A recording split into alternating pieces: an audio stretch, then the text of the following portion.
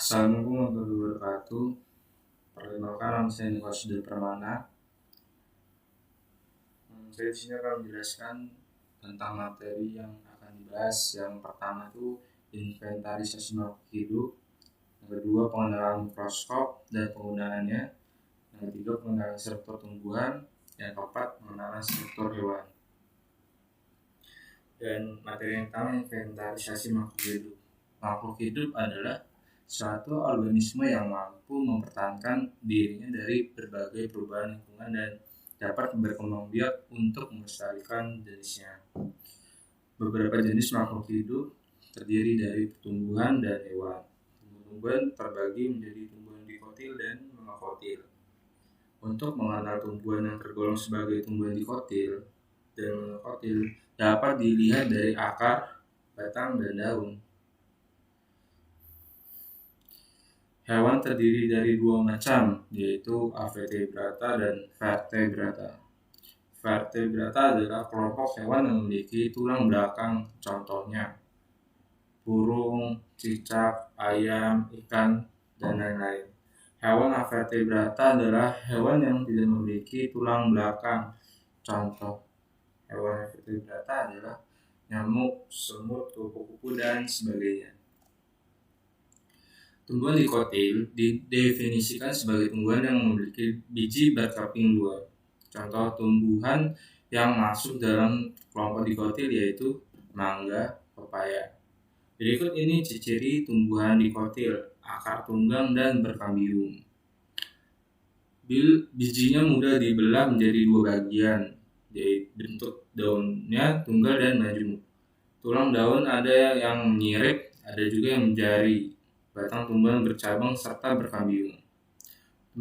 Tumbuhan monokotil adalah tumbuhan yang memiliki biji berkeping satu.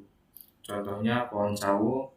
Ini ciri tumbuhan dikotil: akar tunggang dan berkambium. Biji mudah dibelah menjadi dua bagian. Bentuk daunnya tunggal dan majemuk. Tulang daun ada yang menyirip, ada yang menjari. Batang tumbuhan bercabang serta berkambium sehingga bisa tumbuh menjadi dengan cepat. Dan materi yang kedua yaitu pengenalan mikroskop dan penggunaannya.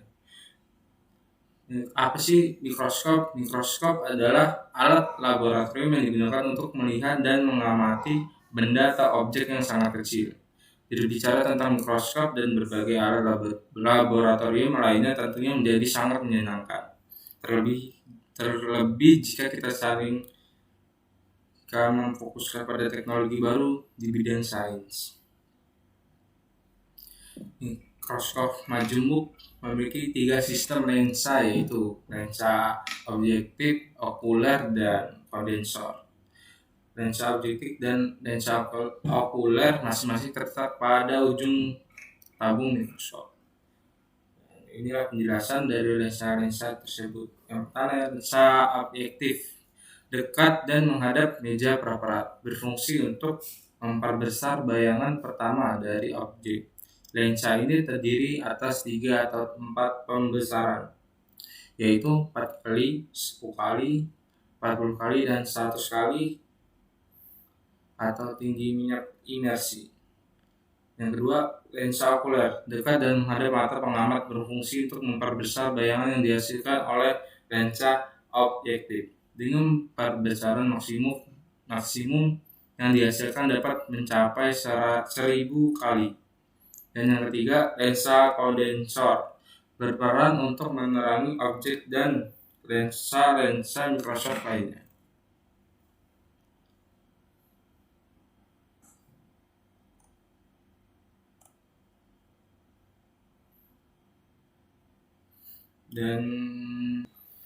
Dan mikroskop stereo merupakan jenis mikroskop yang hanya bisa digunakan untuk benda yang relatif besar atau tebal.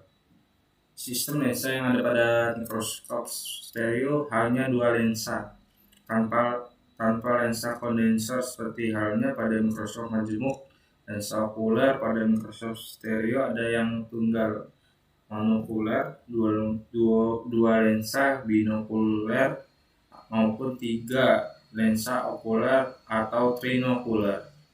Selain lensa okuler dan objektif, bagian-bagian penting pada mikroskop antara lain tabung mikroskop, tombol pengatur fokus kasar, pengatur fokus halus, revolver, meja preparat atau stage, kondensor, diafragma, penjepit objek gelas, cermin dan dasar atau kaki penyangga mikroskop. Dan materi ketiga, pengamatan struktur tumbuhan. Struktur tumbuhan terdiri dari dua sistem, yaitu sistem akar dan sistem tajuk. Sistem akar terdiri dari organ akar, sedangkan sistem tajuk terdiri dari organ batang, daun, dan bunga. Masing-masing organ tersebut memiliki fungsi yang tidak dapat digantikan satu sama lain. Akar berfungsi sebagai penyerap air dan unsur hara yang dibutuhkan oleh tumbuhan dan batang.